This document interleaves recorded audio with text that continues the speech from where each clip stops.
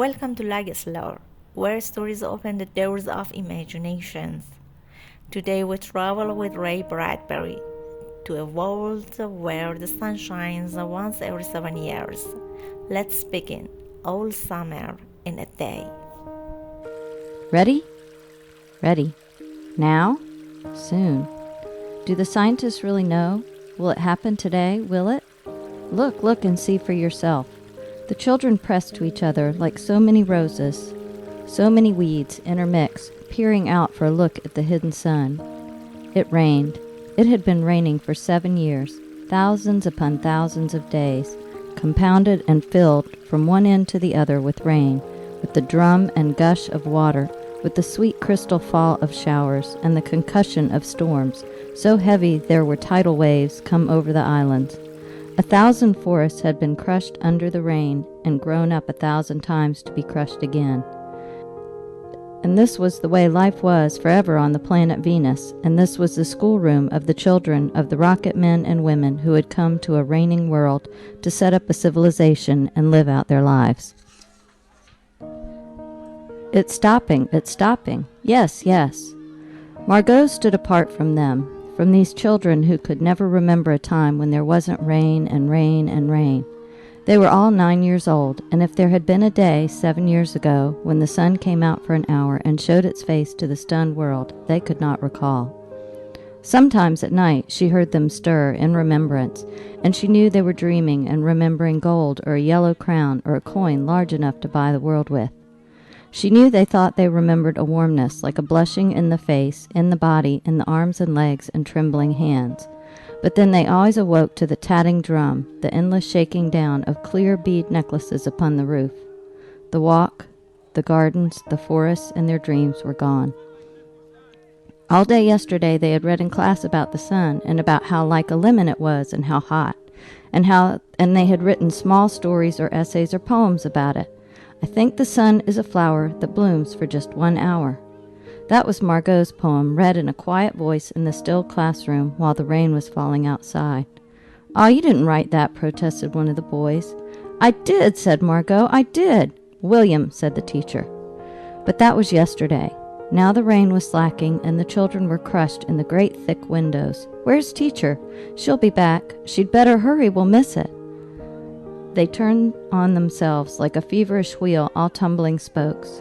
Margot stood alone. She was a very frail girl who looked as if she had been lost in the rain for years, and the rain had washed out the blue from her eyes and the red from her mouth and the yellow from her hair. She was an old photograph dusted from an album, whitened away, and if she spoke at all, her voice would be a ghost. Now she stood separate, staring at the rain and the loud, wet world beyond the huge glass. "What are you looking at?" said William. Margot said nothing. "Speak when you're spoken to." He gave her a shove. But she did not move. Rather, she let herself be moved only by him and nothing else. They edged away from her. They would not look at her. She felt them go away, and this was because she would play no games with them in the echoing tunnels of the underground city. If they tagged her and ran, she stood blinking after them and did not follow. When the class sang songs about happiness and life and games, her lips barely moved. Only when they sang about the sun and the summer did her lips move as she watched the drenched windows. And then, of course, the biggest crime of all was that she had come here only 5 years ago from Earth, and she remembered the sun and the way the sun was and the sky when she was 4 in Ohio. And they had been on Venus all their lives, and they had been only 2 years old when last the sun came out and had long since forgotten the color and the heat of it and the way it really was. But Margot remembered. "It's like a penny," she said once, eyes closed. "No, it's not," the children cried. "It's like fire," she said, "in the stove." "You're lying, you don't remember," cried the children. But she remembered and stood quietly apart from all of them and watched the patterning windows. And once a month ago she had refused to shower in the school shower rooms, had clutched her hands to her ears and over her head, screaming the water mustn't touch her head. So after that, dimly, she sensed it. She was different, and they knew her difference and kept away. There was talk that her father and mother were taking her back to Earth next year. It seemed so vital to her that they do so, though it would mean the loss of thousands of dollars to her family. And so the children hated her for all these reasons of big and little consequence. They hated her pale snow face, her waiting silence, her thinness, and her possible future. "Get away!" The boy gave her another shove, another push. "What are you waiting for?" Then, for the first time, she turned and looked at him, and what she was waiting for was in her eyes. "Well, don't wait around here," cried the boy savagely. "You won't see nothing." Her lips moved. "Nothing," he cried. "It was all a joke, wasn't it?" He turned to the other children. "Nothing's happening today, is it?" They all blinked at him, and then, understanding, laughed and shook their heads. "Nothing, nothing!" "Oh," but Margot whispered, her eyes helpless. "But this is the day. The scientists predict. They say they know. The sun." "All a joke," said the boy, and seized her roughly. "Hey, everyone, let's put her in a closet before the teacher comes." "No," said Margot, falling back. They surged about her and caught her up and bore her, protesting and then pleading and crying, back into the tunnel, a room, a closet, where they slammed and locked the door. They stood looking at the door and saw it tremble from her beating and throwing herself against it. They heard her muffled cries. Then, smiling, they turned and went out and back down the tunnel just as the teacher arrived. "Ready, children?" She glanced at her watch. "Yes," said everyone. "Are we all here?" "Yes." The rain slackened still more. They crowded to the huge door. The rain stopped. It was as if in the midst of a film concerning an avalanche, a tornado, a hurricane, a volcanic eruption, something had first gone wrong with the sound apparatus, thus muffling and finally cutting off all noise, all the blasts and repercussions and thunders, and then second ripped the film from the projector and inserted in its place a peaceful tropical slide which did not move or tremor. The world ground to a standstill. The silence was so immense and unbelievable that you felt your ears had been stuffed or you had lost your hearing altogether. The children put their hands to their ears. They stood apart. The door slid back, and the smell of the silent waiting world came into them. The sun came out. It was the color of flaming bronze, and it was very large, and the sky around it was blazing blue tile color, and the jungle burned with sunlight as the children, released from their spell, rushed out, yelling into the springtime. "Now don't go too far," called the teacher after them. "You've only 2 hours, you know. You wouldn't want to get caught out." But they were running and turning their faces up to the sky and feeling the sun on their cheeks like a warm iron. They were taking off their jackets and letting the sun burn their arms. "Oh, it's better than the sun lamps, isn't it?" "Much, much better." They stopped, running, and stood in the great jungle that covered Venus, that grew and never stopped growing tumultuously even as you watched it. It was a nest of octopi, clustering up great arms of flesh-like weed, wavering, flowering in this brief spring. It was the color of rubber and ash, this jungle, from the many years without sun.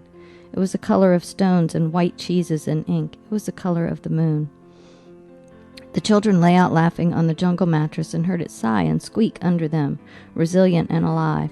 They ran among the trees. They slipped and fell. They pushed each other. They played hide-and-seek and tag. But most of all, they squinted at the sun until tears ran down their faces. They put their hands up to the yellowness and the amazing blueness and breathed of the fresh, fresh air. And listened to the silence which suspended them in a blessed sea of no sound and no motion. They looked at everything and savored everything.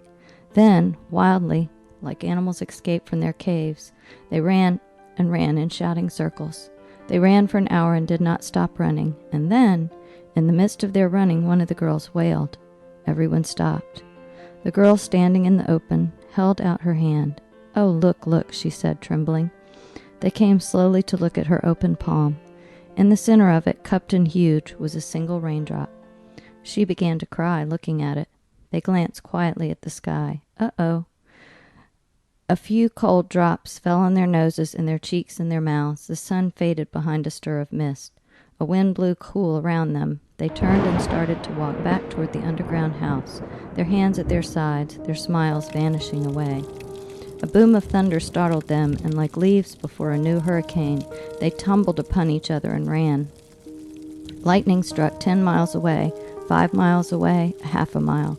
The sky darkened into a midnight flash. They stood in the doorway of the underground for a moment until it was raining hard. Then they closed the door and heard the gigantic sound of the rain falling in tons and avalanches everywhere and forever. Will it be 7 more years? Yes, 7. Then one of them gave a little cry. "Margot!" "What?" "She's still in the closet where we locked her." "Margot!" They stood as if someone had driven them like so many stakes into the floor. They looked at each other and then looked away. They glanced out the world that was raining now and raining steadily. They could not meet each other's glances.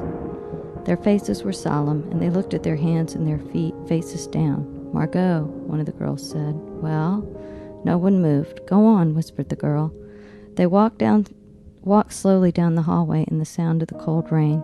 They turned and through the doorway to the room in the sound of the storm and thunder, lightning on their faces, blue and terrible. They walked over to the closet door slowly and stood by it.